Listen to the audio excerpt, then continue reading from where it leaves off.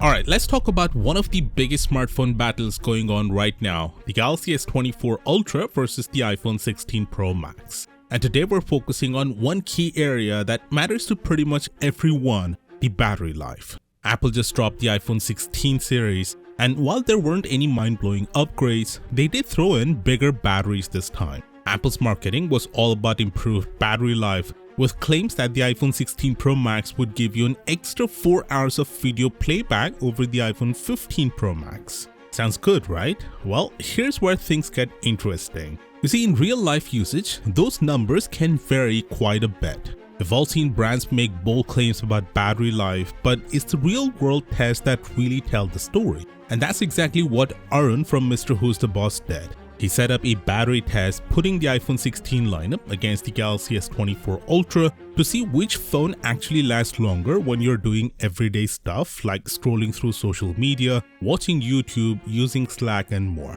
So how did they perform?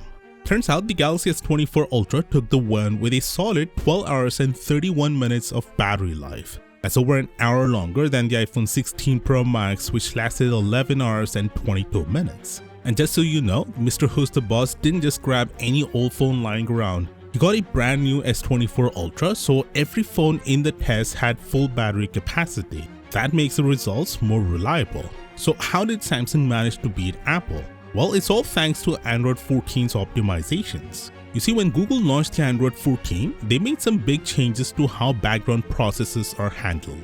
Basically, they cut down how much background apps use the phone's processor by 50%, so your phone isn't wasting power on apps you're not even using. This tweak is a huge reason why Android phones like the S24 Ultra are now leading in the battery life department.